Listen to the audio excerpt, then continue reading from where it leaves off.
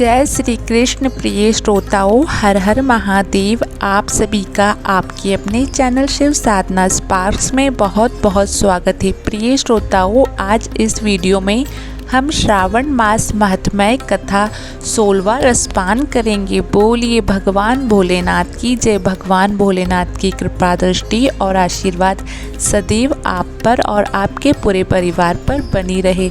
आइए अब हम अध्याय 16वां प्रारंभ करते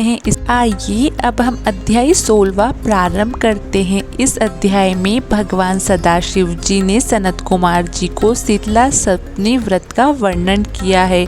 प्रिय श्रोताओं, इससे पहले अगर आप हमारे चैनल पर पहली बार आए हैं तो चैनल को सब्सक्राइब ज़रूर करें। वीडियो पसंद आए तो वीडियो को लाइक कीजिए और कमेंट सेक्शन में हर हर महादेव अवश्य लिखिए। बोलिए भगवान उमापति महादेव की जय। भगवान श्री सदाशिव ने कहा, हे सनत कुमार, अब मैं शीतला सप्तमी व्रत की कथा सुनाऊंगा। मनुष्य को चाहिए कि श्रावण मास के शुक्ल पक्ष की सप्तमी के दिन व्रत करे। पहले दीवार पर बावली अंकित करके बाद में उसमें अशरीरी संज्ञक देव स्वरूपधारी 7 जल देवता अंकित करे।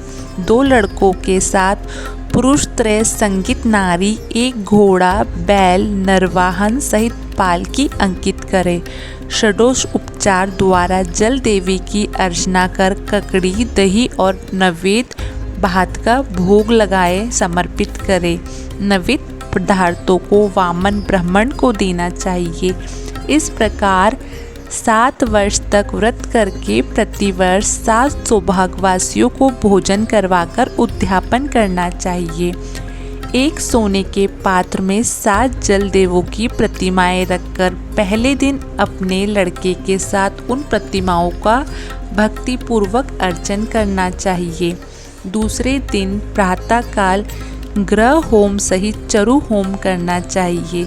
जिन लोगों ने पहले इसको किया था और उन लोगों को जो फल मिला था, अब मैं उसके संबंध में तुम्हें बतलाऊंगा। ध्यानपूर्वक सुनो। सौराष्ट्र देश में शोभन नाम का एक नगर था। उसमें एक धार्मिक विचारों वाला धनी रहता था। उसने निर्जल तथा विजन वन में एक बावली खुदवाई। उसमें जाने के लिए बहुत सा धन व्यय करके पशुओं के उतरने के लिए तथा प्यासे यात्रियों के जलपान आदि कीमती पत्थरों की सीढ़ियाँ बनवाई, जो कि टिकाऊ भी थी और मजबूत भी थी। थके मंदे पथिकों के लिए उसने बावड़ी के साथ एक बहुत बड़ा बगीचा भी लगवाया। मगर हुआ यह कि उस बावड़ी में एक बूंद भी पानी ना मिला।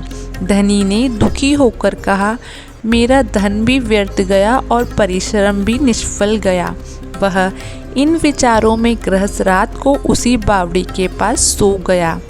रात को स्वप्न में जल देवों ने आकर कहा, हे धनद, हमसे तुम जल निकालने का उपाय सुनो। यदि तुम हमारे निमित्त अपने पुत्र की सादार बलि दो तो यह बावड़ी उसी समय जल से भर जाएगी। धनिक यह स्वप्न देखकर अपने घर आया और उसने अपने धर्म में तत्पर पुत्र द्रविड़ से अपने स्वप्न का सारा हाल कहा। उसके पुत्र ने स्वप्न की सारी बात सुनकर धनज से कहा, पिताजी, मेरा तथा मेरे पुत्र के भी आप जन्मदाता हैं। इसके अलावा यह धर्म काम है, इसमें भला सोचने की क्या बात है। वास्तव में धर्म तो स्थायी है और पुत्र आदि सब नाशवान हैं। आप मूल्य से किसी बड़ी वस्तु की प्राप्ति एक कठिन कार्य है। मेरे सितांशु तथा चंडाशु 2 लड़के हैं। अब बिना किसी सोच विचार के मेरे बड़े लड़के सितांशु की बलि दे दीजिए। लेकिन पिताजी, यह मामला आप स्त्रियों से गुप्त रखिएगा। गुप्त इसलिए कि मेरी पत्नी इस समय गर्भवती है और प्रसव का समय निकट है। वह अपने मायके जाने वाली है। उसके साथ मेरा छोटा लड़का भी जाएगा और उसके जाने के बाद यह काम निर्विघ्न संपन्न हो जाएगा। धनद ने पुत्र की बात सुनकर कहा, हे पुत्र, तुम धन्य हो और चूंकि तुम मेरे लड़के हो इसलिए मैं भी धन्य हूँ। मैं अपने पुत्र को वाला मानता हूँ। इसी बीच उसकी पत्नी सुशीला को उसके मायके से बुलावा आ गया और वह अपने मायके जाने के लिए तैयारी करने लगी। तभी द्रविड़ ने अपनी पत्नी से कहा, यह बड़ा लड़का यहाँ मेरे पास रहेगा तथा छोटा लड़का तुम्हारा साथ जाएगा। सुशीला ने अपने पति के आदेश अनुसार अपने बड़े लड़के को तो अपने पति के पास छोड़ दिया और छोटे लड़के को साथ लेकर अपने मायके को रवाना हो गई। उसके जाने के बाद पिता और पुत्र दोनों ने मिलकर सितांशु को तेल मलकर भली भांति स्नान करवाया और कीमती कपड़ों तथा बहुमूल्य रत्नों से उसे सजाया। जब वरुण नक्षत्र पूर्व आषाढ़ का दिन आया तो दोनों ने उसे बावड़ी के किनारे पर ले जाकर खड़ा कर दिया और कहा, इस लड़के की बलि से जल देवता प्रसन्न हो। बलि देने की देर थी कि बावड़ी अमृत तुल्य जल से भर गई।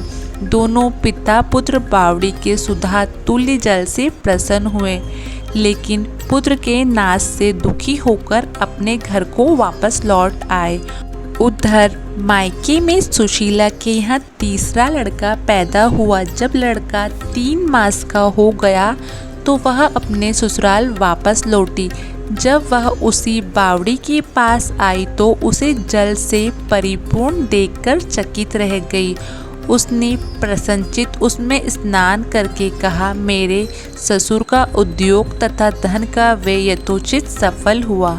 उस दिन श्रावण मास के शुक्ल पक्ष की 7वीं तिथि थी। सुशीला के स्नान करके शीतला का शुभ व्रत करके वहीं पर ही दही तथा चावल मंगाकर स्वादिष्ट पाक बनाया। जल देवता का अर्चन करके दही चावल और ककड़ी का नैवेद्य देकर वामन ब्राह्मण को दे दिया। अपने साथ वालों के सहित आप भी दही चावल और ककड़ी का भोजन किया। वहाँ से सुशीला का गांव 4 कोस पर था। जब सुशीला अपने दोनों लड़के के साथ बावड़ी से घर की ओर चली तो जलदेव आपस में कहने लगे कि इसका मरा हुआ लड़का इसको वापस लौटा देना चाहिए, क्योंकि इसने बड़े प्रेम से हमारा व्रत किया है। उन्होंने सुशीला का मृत पुत्र जल से बाहर निकाल दिया और उसे विदा कर दिया। जब लड़का पालकी के पीछे माताजी माताजी कहता हुआ दौड़ा, अपने लड़के की आवाज़ सुनकर सुशीला ने पीछे मुड़कर देखा। वह उसको देखकर चकित रह गई और उसको गोद में बिठाकर उसका सिर सूंघने लगी, लेकिन उसने लड़के से कुछ नहीं पूछा। सोचा, यदि इससे कुछ पूछूंगी तो यह डर जाएगा। वह सोचने लगी, इसने जो बहुमूल्य गहने पहन रखे हैं, यदि इसे चोर ले जाते तो अगर इसको घर में से 50 पकड़कर लाए हो तो वह भला इसे छोड़ते कैसे, और इसकी जुदाई के कारण घर वाले को ना जाने क्या क्या हाल हुआ होगा। बस इसी प्रकार सोचते हुए उसका घर आ गया। उसके आने का समाचार सुनकर पिता और पुत्र दोनों सोचने लगे कि सुशीला अब हमें क्या कहेगी और हम उसे अब क्या उत्तर देंगे। इसी बीच में अपने तीनों लड़कों सहित सुशीला मकान के भीतर पहुंच गई। ससुर तथा पति बड़े पुत्र सितांशु को देखकर आश्चर्यचकित तथा प्रसन्न होकर उससे पूछा, हे सुभद्रे, तूने किस पुण्य व्रत को किया था? हे भामिनी, निश्चय ही तुम पुण्यव्रता हो। इस सितांशु को मरे आज 2 मास बीत चुके हैं। तुमने इसे दोबारा कैसे प्राप्त किया? तथा बावड़ी भी जल से पूर्ण हो गई है। जाते समय तुम यहाँ से एक पुत्र को ले गई थी और आती बार 3 पुत्रों को साथ लेकर आई हो। शुभ्रे, वंश का तुमने उद्धार किया है। हे शुभामने, मैं तुम्हारी क्या स्तुति करूं?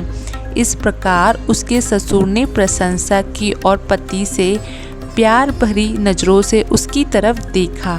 सास ने भी उसकी स्तुति की। उसने प्रसन्न होकर कहा, यह सब सुमार्ग का पूर्ण फल है।